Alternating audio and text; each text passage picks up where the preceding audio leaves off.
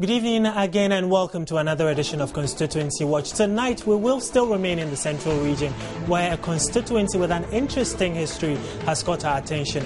It rightly falls within our purview of constituencies which we believe are game changers, have a highly unpredictable voting pattern and an interesting historical significance. Your comments and suggestions are always welcome via 1760 or WhatsApp us on 0544 334 722, or you can send your comments via our social media platforms, facebook.com/joynews, or follow us on Twitter at joynewsontv. My name is Nia Kofi Smatabe. Election Headquarters and Constituency Watch are brought to you by the kind sponsorship of Star Ghana. Stay with us, we'll be right back.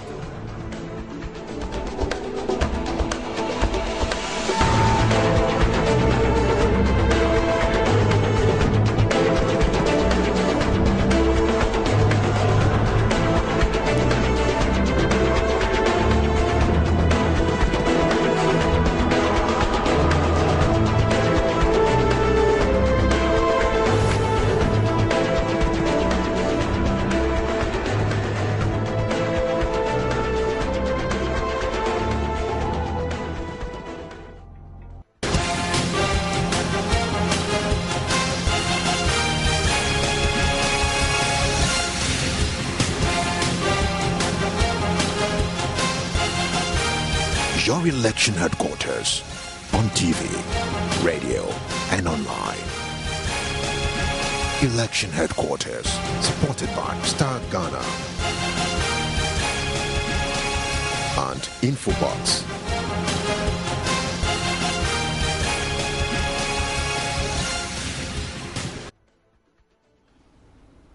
Welcome back to Constituency Watch here on Joy News on Multi TV, brought to you by Star Ghana. Now, the Infantiman West constituency is one constituency which has changed its member of parliament over the years since 1992. A former member of parliament for that constituency is up against the incumbent member of parliament. How does this race pan out? We'll get to discuss that in a bit, but first, here's a profile of the constituency. The Infantiman West constituency is located in the central region along the Accra Cape Coast Road. It is one of the busiest constituencies in the region. It shares boundaries with the Ijumako Inyan Esiam, Infantiman East, Cape Coast and Abura Asebu Kwamankese constituencies, all in the region. People living in this constituency are engaged primarily in fishing, farming and petty trading. Most of the trading activities take place at Mankesim, which is the commercial hub of the constituency. Since the start of the Fourth Republic, Infantiman West has had different people represented in Parliament. In 1992, K. Abaka Kwanza of the National Democratic Congress represented the constituency with some 31,809 votes garnered at the polls. Jacob S. Arthur, again of the NDC, was duly elected to represent the constituency in 1996 with 19,172 votes, 16,440 votes more than his closest contender, Comfort Ohenedako of the PCP, who polled 2,732 votes. The NDC's dominance in the constituency was, however, broken in 2004 when the New Patriotic Party's Stephen Asamoah Boateng got the nod to represent the constituency. He polled 56.6% of the total votes as against 41.4% by the NDC's candidate at the time, Jojo Bruce Kwanza. Currently, the constituency is represented in Parliament by the NDC's Aquinas Kwanza, who secured 52.1% of the votes in the 2008 polls over the MPP's Stephen Asamoah Boateng, whose second attempt yielded 45.6%. The constituency, however, has its fair share of developmental challenges. The road networks linking the various communities are in a deplorable state, and residents in major parts of the constituency are battling with poor sanitation and its attendant diseases. Omanhin of Abeadzik Dominase, Dasebre Kwebu Ewusi, called on politicians to address their plight. Also, the area one school has a bad time behind one, and Kobaya possibly in nursing training do a whole, and also go to make you the area who are now the ham and tumble, and the fra also when we did over for nursing and also Minado Marshika Sasa to a master to visit the home como or and then their cran and marshal obviously or very possible. Inti Pempi, Motutos or Mount for the Batuna Batun. Yes, home will be a fan avenue to for me and 2 more in Yamshire on Yasu be my head. Who said and some cities are my amen, my own cities are my amen, Kana, Ayaza, Yai, and the movie. The incumbent Member of Parliament, Aquinas Teria Kwanza, who is the NDC's parliamentary candidate, tells Joy News the development projects initiated by his outfit and his vision for the next term if given the nod. We have areas that were lacking in education. You know, some of the communities have to walk about 4.5 kilometers. The children in those communities have to walk about 4.5 kilometers before they access school. And since I came to be the MP for Infantiman West, I've built 21 6-classroom blocks, and we've built some daycare centers, we've built some SHS, that's 3 classroom blocks, about 12 of those, just to, help reduce the hours of trekking to school and back. And when you come to health, we are building, or we've built about 4 chiefs compound, that is smaller clinics for communities, like we're doing in Hini, we are doing in Ankafo, we have one in Akobma, and the Chako one is just to take off. And there is one too at Taboson, that is through the community's own initiative. They have a structure there that last week I went to inspect the structure. Today I've sent the engineers to go and do the assessment and see how much it's going to cost us to renovate that structure and put them into use. And when it comes to education, I think my main aim is to make sure Infantiman comes back to its old status. Former MP for the area, Stephen Asamoah Boateng, says the constituency benefited immensely during his tenure in office and is hopeful the constituents can differentiate his good works from that of the incumbent MP. Well, under the NDC administration, I don't see much compared to what I achieved. What I know they've done are bits and pieces of what I started, and they claim they finished, so it's theirs, but it's not. I know they put up some few schools for primary, one in Hili, that's the one I've seen, and a couple of them. And that's all they can boast of, and then some few toilet, public place of convenience. But in terms of real development, they haven't tackled it. And the development in this area consists of key sectors. One which I tackled, which is water. Water supply was a major problem in this constituency. People of the environs, Sopon, Mankesim, Komanse, Anomabu, name them, Nyamransa, did not have pipe-borne water for a long time, and nothing was being done about it. God being so good, when I came, I managed to help get the Bayfi Chrome water works done, and now there's pipe-borne water with very good pressure everywhere. So that has been dealt with. Few areas are left with pipes to lead to those communities, which could have been done, but they never tackled it. Then road network infrastructure. The major road from Accra, Malam to Nyamransa, the MPP did. I also tackled the Mankesim roads. I also tackled Anomabu Township. I tackled Sopon Township. I would have thought that when they came in, they would have tackled maybe the Nyamransa or Mayan's Palace. They would have done the Charcoal area and add to what I've done, and they haven't done them. So really, in terms of development, those are the big ones. They haven't done them, and that is the failing of this government. With Infantiman West constituency having changed MPs over the years, it will be interesting to watch how events unfold in this constituency and to see who emerges as the new Member of Parliament for the constituency.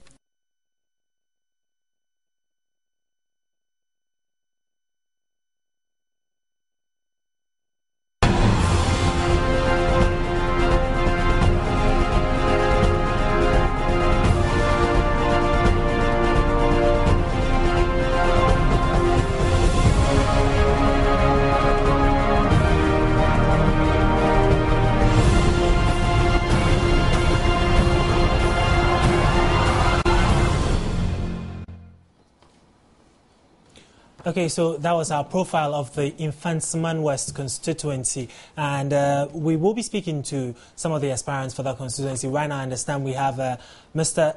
Aquinas Kwanzaa, who is the incumbent MP and the NDC's candidate for the constituency. Good evening, Mr. Kwanzaa, and thanks for joining us on Constituency Watch. Thank you, my brother. Okay, and I understand Mr. Asamoah Boateng, Stephen Asamoah Boateng has also joined us. He's a former member of parliament for that constituency as well. Good evening, Mr. Asamoah Boateng. Good evening, sir. Okay, now let's start off. Let me start with you, Mr. Asamoah Boateng, because you say Mr. Kwanzaa or the NDC, the current MP, hasn't done or hasn't tackled the major development issues in the constituency. Why do you say so? Well, thank you very much, and thanks to my listeners. When you are elected as a member of parliament and as a key change agent, you look at what affects a large number of people and what would make life easier and better for them. Significantly, you have only 4 years at your disposal. And so that's why I said you look at what is the biggest one, water supply. And everybody can testify to it. That was done. Then you look at the other big ones, which is the infrastructure. You get a road network which makes people accessible from the farming communities to the centers. And then you look at the electrification project, which I tackled out of about 66 communities, about 59 of them were done.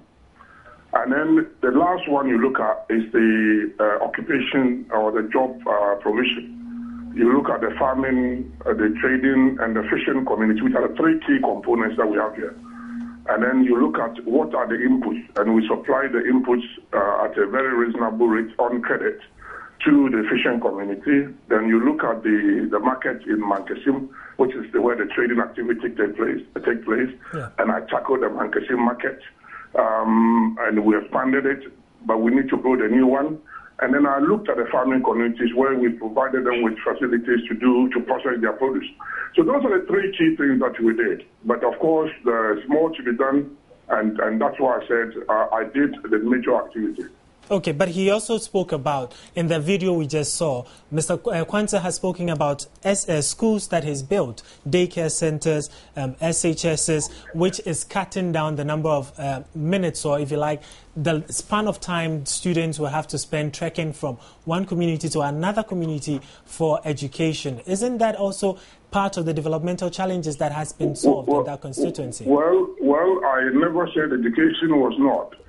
Actually, I haven't gone into the details. He uses education because he talks about numbers. During the NPP time, when I was a member of parliament, we built 36 schools. I have not mentioned them because I'd rather dwell on the biggest achievements. But there are others. I've got a booklet where I have produced. And you can see in the booklet that almost every community, not almost, every community got some basic education. And then the 5 key senior high secondary schools, the Fantima Girls, Kwejiragli Memorial School. The other one was the Mankasim Secondary Technical, and Sopon Methodist High.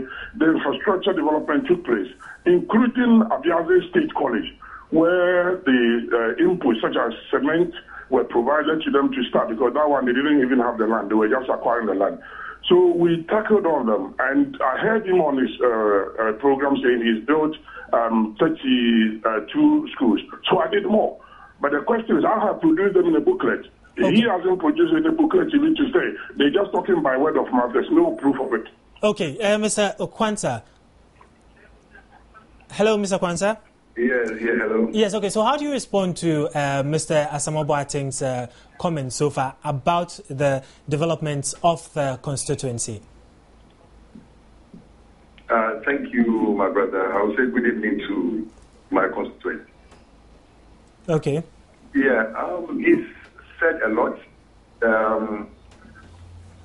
Sometimes we say who feels it knows it. Is the constituents who are going to judge who did what and who didn't do what. I believe it's not about producing a booklet. Okay. Because the booklet, if I pick it, I can punch so many holes into them. But that is not the issue. The issue is the people in the communities know who did what. Okay. Okay. So I will say that yes, I can't sit on radio or TV and say that he did nothing. Okay. He did some. Some of the projects that he even left, I came to complete them. I initiated my own project. He said the only school that he could see is the one at Himi. But he don't believe you me. If you go to Abiasi Dominance, go and see the edifice that we've put out there. It's a modern SHS that we're building. Okay. If you go to other communities, you go to Biwa, they had they have schools there already, but there were so many pupils and students in one class. So we've added a 6 classroom block. Go to Nyamrasa, we've done same. The Himi that he's talking about, the South Pond, we've provided them a modern 6 classroom block. We've started 2 classroom blocks in Makesim. We've done one at we just started one at Chakor, a 6 classroom block in Chakor. Okay. There's a lot that I can go on with. Okay. But when it comes to electricity, there are areas that we've added on. He said when he was leaving power, there were only 7 communities that had no electricity. But I'm telling you now for a fact that we have 16 communities now left. I have done about 8 of them, and we left with 16 more. And that is what we're battling with now. By God's grace, we've been able to get the contractors on site who are working on the electricity project. Okay. Yeah. Now, Mr. Wansa, there obviously still are some developmental challenges facing the constituency. Sanitation is one of them. How are you addressing this problem of sanitation, for instance, and then the roads which link the various communities within the constituency, we understand, are also not in the best of shapes? Yeah, thank you very much. Yeah, that is exactly true. If you look at the roads, Honorable Asamoah was saying he did all the roads. They did some of the roads, and they left them untouched. We made sure they were tied. And secondly, if you look at sanitation, Makesim is one of the few towns in the country who have a comprehensive sanitation plan, which we've started undertaking them. If you look at the drainage system in Makesim, we've started doing all the gutters, all the culverts, all the bridges in Makesim. It's underway. Okay. You know, we've built modern places of convenience in Makesim. And that is a step of checking sanitation problems. Okay. Because we're working in tandem with, or in conjunction with Trend to make sure we really tackle the sanitation problem in the constituency. All right. Now, both of you have spoken about the programs you have undertaken and what how you intend to see what the constituency look like. It's interesting that both of you are in this race again. And Mr. Asamoah, let me start with you. You were the MP for the area or the constituency in 2004. You had 56.1%. But then in 2008, when you contested against Mr. Kwanzaa, you had 45.6%. Between the period, and you're now going to face him again in December, in between, what has changed as far as the constituency and your aspirations are concerned? Thank you very much. Let me just respond very briefly to what he said. He mentioned whether there's a booklet or not, people know what's happening, which is true. But you see, I'm confident of the job I've done. And I've put pen to paper, and it's available, and so people can verify. I have heard his MC going around, and this weekend at Briwa saying they built 30 schools, yet they haven't produced anything. So you ask them where the schools are, how much does it cost for per school? Because we know the schools and the streets they were talking about from Accra is costing about 2.8 billion when we were spending 85,000. So we need proof of them. And when you are in election, you must provide evidence and your trustworthiness. That is beside the point. But the point, the other key thing that you notice from what he's provided is that he's touching, when you talk about building the 3 classroom in Mankasim is huge. A 3 classroom block is a drop in the ocean. So, yes, you might sit in a car or somewhere listening to us, you think they mention the towns and 1-3 classroom here and there. It's insignificant. I talked about the big projects that source problem, water supply, electrification, big projects, and at the schools I did. So that's a response to what he said. Okay. In terms of what has changed, yes, 2008 was a very, very dicey election. Significantly because the candidate of the NDC was a Fanti, and I used that word, Fanti, with caution. But they used the fact that he was a Fanti to play tribal politics here.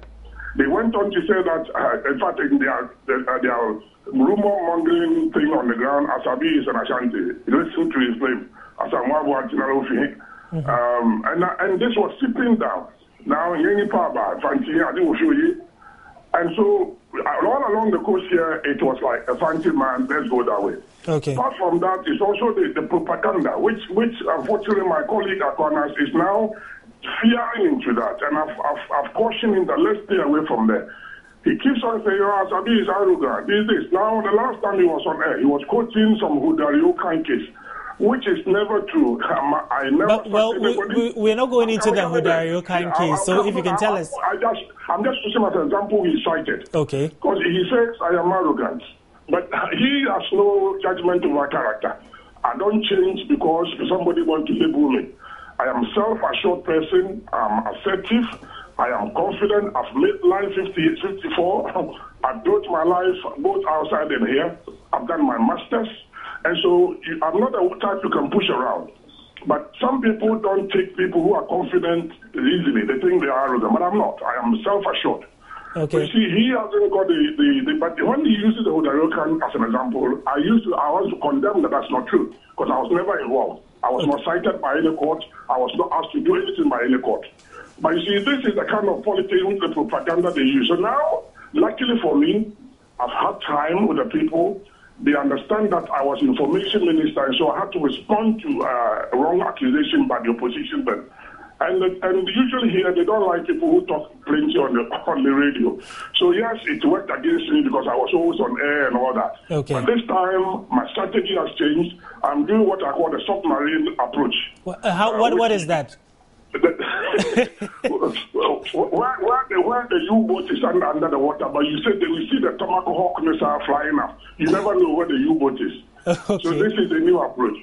And I'm on the ground, I am approachable, I am open, and I'm frank and very unique in terms of how I approach people. And I can tell you that right now, I believe that with God on my side, and I believe, inshallah, I will win the seat. So you're sure you're going to pull a surprise this December? Well, you see, at the end of the day, politics, you should also know that it's not just by your might. It's the will of God who decides who gets there. But you must put in the hard work, and I put in the hard work. Okay, but before I let you go, though, should the unlikely happen that you do not emerge the MP for that area again, would you contest again in 4 years' time, or you just leave it as it is?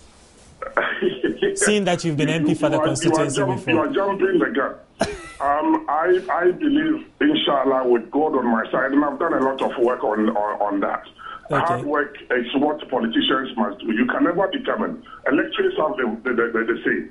But with the prayers and hard work, you should cross the Rubicon. And when we get there, we'll do that. But in terms of, I believe that the people of Infantsiman know, you see, this constituency, it typifies the whole of the central region. Central region boosts when they see a trend. And they also study things carefully, and they look at it when they decide to do that. Okay. And so I believe that Asabi is leading the crusade to win the central region by winning the constituency, and inshallah, Nana Akufo-Addo, who's reshaped. And you see, let me just dwell and pray and then quickly finish there. Quickly. Because I think you want to see me, you want to cut me off. But quickly, my vision for the future is what is selling. It's education.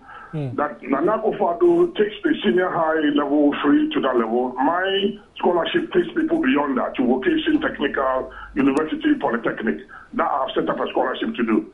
Okay. Then it's jobs, to create jobs for the fishing community, the trading, and the farming community, and the young people. Then the last one is a housing fund. Okay. To set up a housing fund that assists people who want to undertake their building. So all these you will do whether you are MP or not? That is when I'm elected as a member of parliament, as an agent of change in the constituency. Okay. All right. Thank you very much, Mr. Asamoah Boateng. Mr. Kwanzaa, let me come to you. Between 2008 and now, what has changed? You polled as 52.1% to beat Mr. Asamoah Boateng. Do you envisage the gap going wider than it is, or than it was in 2008? I believe the 52-point-something% that you spoke about is secured. Okay. All I'm working on is how to get onto it. Okay. All right. Sometimes, I'm so happy both of us have been MPs before. Mm-hmm. So it's easier for our people to really compare. Okay. So I believe it's not about how much you can talk on radio. It's not about how much you can shout or do whatever. All I believe in is whatever you've done is what is going to inform the people to vote for you. Yeah, I heard him say that building 3 classroom blocks somewhere is insignificant. In the Mankesim area specifically, because he said Mankesim is big. The Mankesim area, Mankesim is big. But what I'm doing now is there are only 2 schools in Mankesim that is running shift. Okay. And we are trying to stop the shift system. So we are providing 2 new classroom blocks for them so that they will stop running the shift. That is all we're doing. And it might be insignificant in the eyes of somebody. But to those kids who have to walk through the sun and go to the afternoon class, it's a lot to them. You look at our communities. We have smaller communities. Like I said earlier, they trek about 4.5 kilometers to school. If you are able to build that school for them, somebody sitting somewhere would think it's insignificant. But to the people down there, it's a major thing that they were looking at. Okay. All right. So looking at what I have done vis-a-vis what he's done, I think on the 7th December, the people will talk. And would you be surprised if the result goes the other way around, that Mr. Asamoah Boateng emerges the MP? This is very unlikely, but in politics, everything is possible. And I'm not downplaying his capabilities, because at the end of the day, he's been an MP before, exactly. So he knows the rudiment of the game. And I'm also the MP now. Definitely, it's not going to be an easy battle, but I know at the final day, God will choose whoever leads Infantsman. Now, let me just make a correction here. It's no more Infantsman West. It's Infantsman Constituency. Okay. Yeah. All right. So thank you. I believe my people are listening to me, and they've listened to both of us, and they know where their vote is going. And I believe too much talk is not going to help us. Like he said, he has this submarine thing going on. Yeah. I know. We have a reader there reading all the submarine movies. Okay. So we're shooting the tomahawk down. So at the end of the day, I believe the good or the best candidate is going to win this election. Okay. And it's left with our constituents to really judge us. All right. Thank you. Can I just quickly snap in something? Okay, that's Mr. Asamoah Boateng. You see, now he corrects himself as a politician. Now he can't predict. But you see, remember when he started by saying he's got 52 in his pocket? Yeah, he says it's secured. is secure. That is interesting to note. That the people in Vantiman are listening. That he's already locked up a 52 around. Let's watch and see. All right, thank you very much. You will see his pocket is all empty. All right, thank you very much, I wish him all the best in his campaign, man. Okay, thank you very much. That was Mr. Stephen Asamoah Boateng, a former MP for the Infantsman West constituency, and he is the MPP's aspirant for that constituency now, which we understand is now in Infantsman.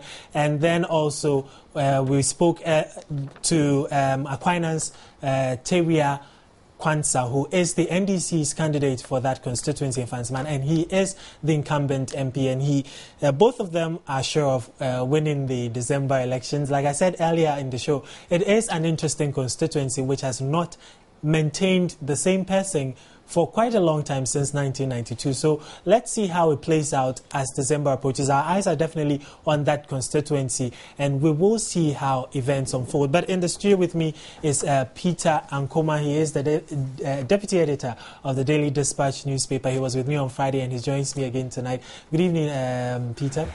Good evening, Smart. Very interesting conversation with the two candidates. Yes. Both of them sure of winning the December polls. Very well. But before I come to their chances, first and foremost, let me state that the Fantiman constituency is a constituency that the smaller political parties like the CPP can boast of a very small support base. Okay. It is actually the two main dominant parties, the MPP and NDC, that can boast of a chunk of core of their core support base that can tilt the constituency to their end.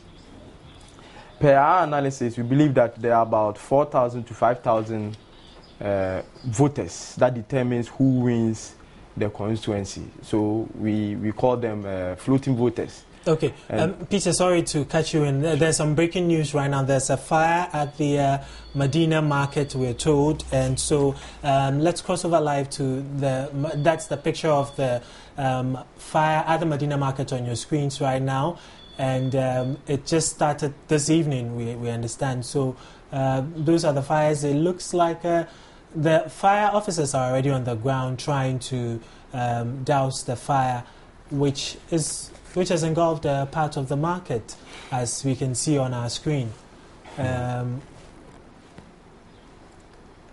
So that is the fire service over there, trying their best to put out the fire. And it is interesting that quite a number of markets continuously are being engulfed by fire in the capital and across the country. Makes you wonder what. Yeah. Sometimes access to the markets even becomes a problem, but looks like in this case the fire service people have been able to get a bit closer to where the fire is raging, and we're hoping that they'll be able to put the fire out before it gets too late. So let's come back to the studio. Hope so. Yeah.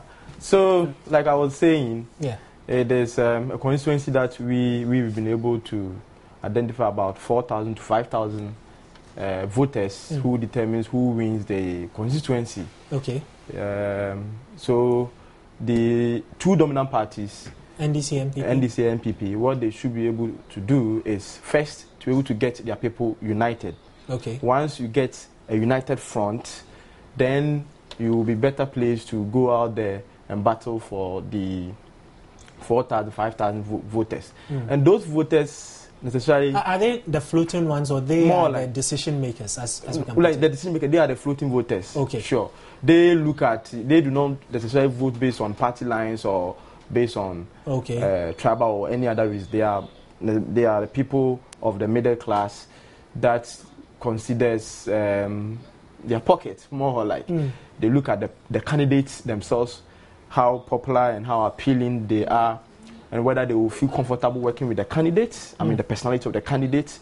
They also look at the issue of health, education, and security, and the party that they are representing what they are bringing on board in terms of their manifesto promise or issues that they are raising, and all manner of, a basket of reasons. So essentially, there's a community, a constituency that votes based on issues.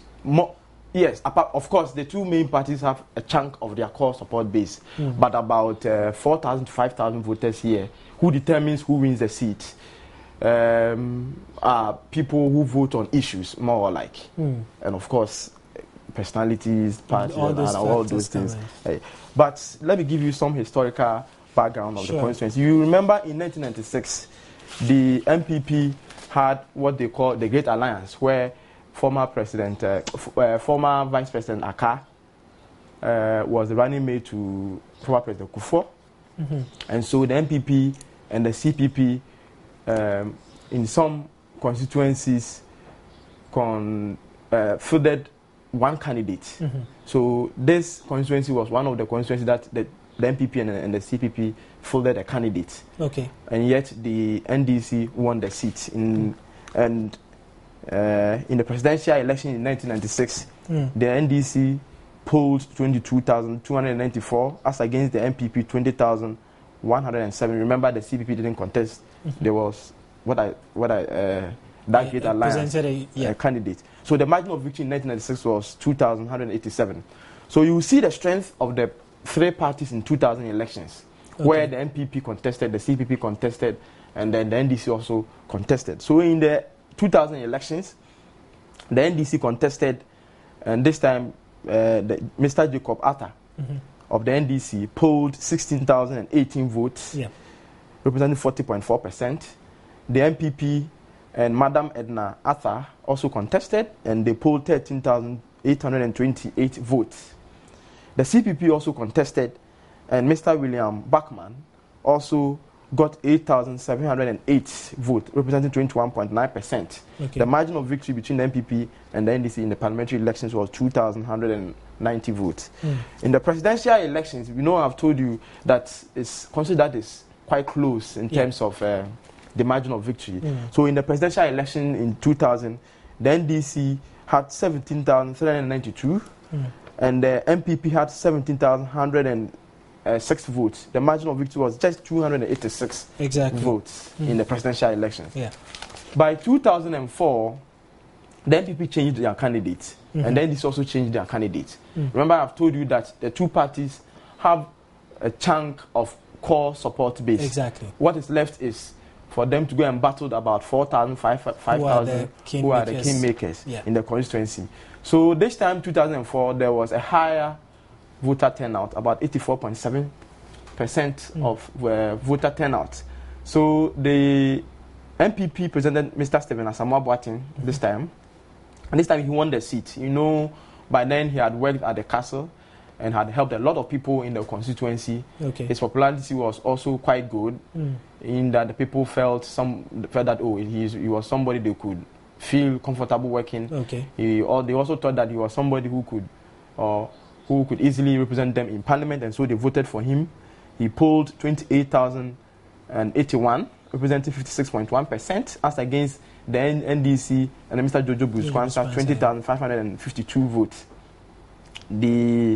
In the presidential elections, the MPP contested, NDC contested, and MPP won the constituency. But you realize that because of Mr. Stephen Asamoah Boateng's popularity, he was able to perform well than his party, MPP. And over the years, when you analyze the constituency, you will see that Mr. Stephen Asamoah Boateng's popularity has been good in terms of the people feeling much more associated with. As in from 2004 when he started contesting. And you will see that he's been doing well than even his own party, MPP. In all the elections that he has contested, he has performed well than MPP. But it's interesting that in 2008, he didn't perform that well. He says it was because of the Fanti card issue. No, that Fanti card, we believe that, yes. Because I remember hearing most of these stories coming around, but I don't know how we believe that Fantis are liberal, that do not necessarily vote for one of their own. But in this context, it may have happened, that tribal, whatever. But we believe that the percentage of which the people voted for that tribal thing was quite small. Sorry to interrupt you again. I understand we have some fresh pictures from the Medina Market fire, where the fire service are trying to put out the fire. Well, now these are live pictures from the market as we speak, and our cameras are bringing you these pictures. Well, you can see some of the traders and some of the people around the place also trying on their own to put out the fire. But I doubt how much of an impact their efforts to put the fire out will make, because the fire service is already there. They are battling the fire, and essentially it looks like what they are doing is to scoop the water that is coming from the fire services tenders, and they're also trying to fight the fire on another side of the market. Well, we can only hope that their efforts will also make much of an impact on the fire in terms of putting out the fire. But really, I think this is a job for there are some clothes over there. Definitely these things will help in the spread of the fire, but we are just hoping that the fire service, with I think I saw earlier, I think about 2 or so, 3 fire tenders out there. Around. Yeah, we're just hoping that they will be able to contain the situation right there at the Medina Market. But let's come back. We really hope so. Yes, but you see, like I was saying that Asabi has always performed about the Fanti card. Yeah.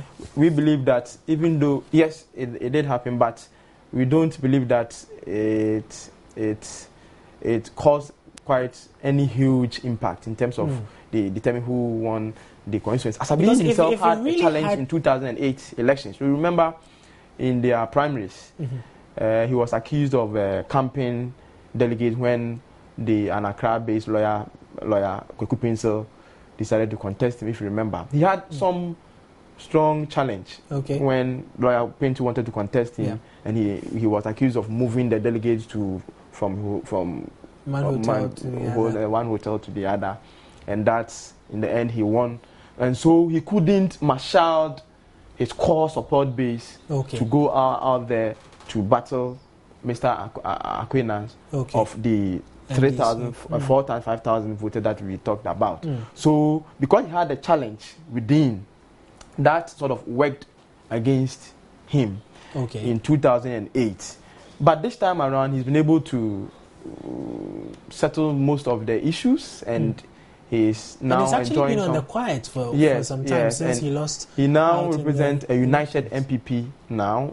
Of course, the Deputy Regional Minister, Mr. Aquinas, is also representing a united NDC now. And so we project the constituency as being very too close to core, and that we believe that whoever will be able to win the seats will depend on the last week of the December to the elections. So for now, it is anybody's game. It is anybody's game. That's what we believe. But press to the wall, we believe that if elections were to be held today, Asabi will take it. Okay. And it is because the candidate is the deputy minister in the region, and that there is so much expectation from him to deliver. And so even though he's doing his best, the people still believe that because he's a deputy minister, he should be able to do more. More than he has already done. And that is putting a bit challenge on him. So as to how the two are very popular in the constituency. The two are doing well. The two already have its chunk of support base. But what is making the difference is that the deputy minister now has a challenge in addressing the demands of the constituents. And that puts Asabi quite a bit ahead. So in effect, the 52% that he thinks he has in his pocket we don't. It's not exactly safe for him. We don't believe so. It is very close, and that we believe that it will be determined by the end of November. By the end of November. Yeah. But let me address the issue of the Fanti thing that Asabi raised. We differ from his point. I told you the Fantis are very liberal, and that will not necessarily vote based on the fact that you are from their place, which someone disagreed with you sometime or last week or so. And you remember I gave figures to show that in 2000 Mills came from the region, yet he lost the region. Exactly. In 2004 he came from the region again, he lost the region. In fact, let me quote the figures to support it. In Okay, whilst you look for the figures, let me read some of the messages that have come through for us. Already, some people have started sending us WhatsApp messages, so let me start reading some of them. Ibrahim from Damango says, Asabi will win by 60% come December. Well, that's interesting that you are already predicting for him. This one says, I am happy I can be getting updates from you. Well, we are happy to offer you and to give you the platform to get the updates from us. You didn't add your name though. But this one says, from all indications, it is quite obvious the constituents of Infantsman will give the nod back to Honourable Stephen Asamoah Boateng, as the incumbent MP had woefully failed the people. Not even the unfinished business of Asamoah Boateng had been continued by Aquinas Kwanzaa. It is therefore my firm belief and conviction that the NPP and its candidates shall come out victorious on December 7th. That's from Awal Isahaku Kamau. Well, thank you for your message. Okay, I understand we have some more live pictures from Medina. So let's go back to the Medina fire. Okay, so, well, still looks like this fire just doesn't want to go away. The fire service are battling it as much as they can, but it seems to be giving them quite a tough time, and it doesn't look like, it looks like they'll have to spend the whole night over there. Okay, so one more message before I come to you for the figures you promised. Mr. Asamoah Boateng should forget about the seat. He talks like he wasn't the former MP. We can see the good work of Mr. Kwanzaa, and he will surely grab the seat. That's from Mustafa. Well, Mustafa, thank you for your message.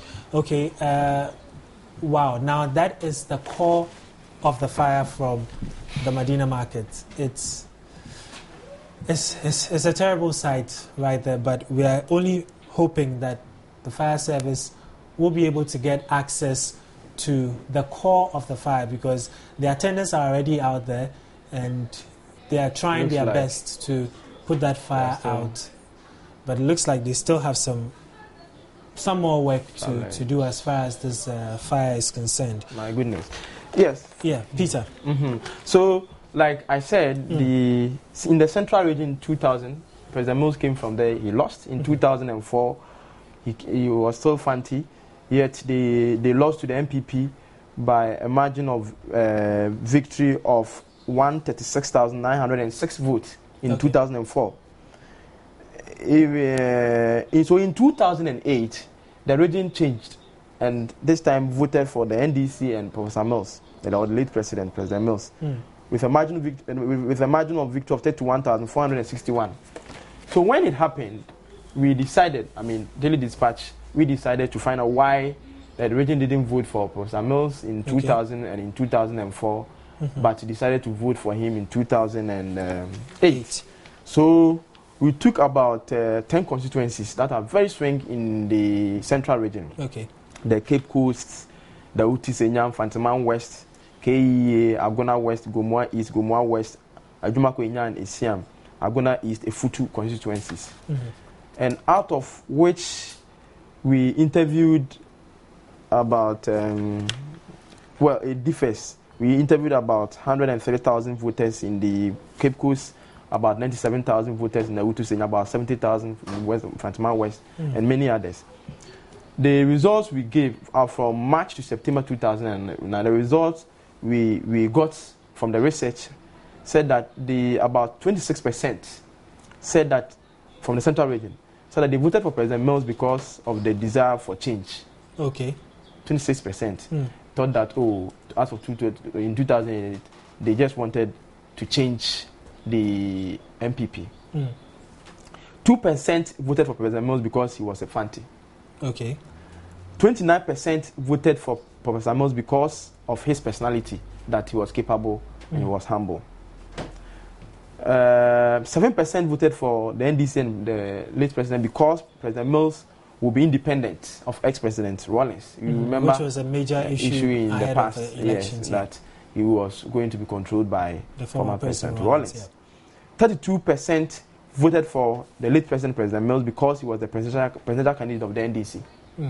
And then 4% voted for the NDC because, 4% was miscellaneous, out of which 1.2 voted for the NDC because of John Mahama was the running mate of the NDC. So we don't believe that Fantis necessarily vote for... Because that was just 2%. 2%, that was quite small to determine who wins a constituency like Fantiman or Fantiman West, if you like. But does it look like the dynamics have changed now for this year's election? Yes, it has changed. That's what I told you, that now the Deputy Regional Minister is facing a challenge that the constituents, even though he is popular, he has a chunk of NDC core support base, but the demand is so high that the people think that he should be able to do more because he's a deputy minister, and that sort of working against them. Asabi now also is representing a united front, and of course it's very popular. And like I told you, when you check the historical figures, shows that he's always done better than his party. In 2004, he polled 28,081, as against his party MPP 26,000. In 2008, even though he lost, he did well than his party. He got 22,236 votes, as against his party 19,483.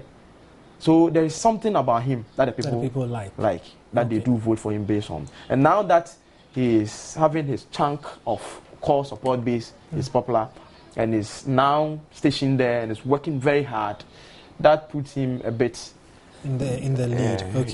Well, we'll have to be wrapping up, but let me take a few more WhatsApp messages that you have sent us before we wrap up. This one from Maputo says, Smart, please tell us, Asamoah Boateng, that producing booklets with concocted achievements does not make you a better MP. Aquinas has done more in 3 years than Asamoah Boateng did in his whole 8 years. This one says, Aquinas must show proof of his achievements like Asabi has done. Anyway, Asabi all the way. That's from Okpoti in Tamale. It's interesting, Okpoti, you are in Tamale, but you're always sending what's up about the central region. Okpoti, give me a hint. What's about it? What's the link between you and the central region? Okay. Let me go to one last message before we go. It says, Asabi will win up NPP come December. Okay, essentially I say Asabi will win the polls in December, and that's from Black in Chifupraso. Well, many thanks for joining us for tonight's edition of Constituency Watch. My guest in the studio has been Peter Ankuma, Deputy Editor of the Daily Dispatch newspaper. Thank you very much. And on the phone, we spoke to Mr. Stephen Asamoah Boateng, who is the MPP's candidate for the Infantsman constituency and a former MP for that constituency, as a matter of fact, and Mr. Aquinas Kwanzaa. Pardon me, our brother Thomas, because of Thomas Aquinas Secondary School, but his name is Aquinas Kwanzaa, and he is the incumbent MP and the NDC's candidate for that same constituency. My name is Nia Kofi Smatabe. Good evening.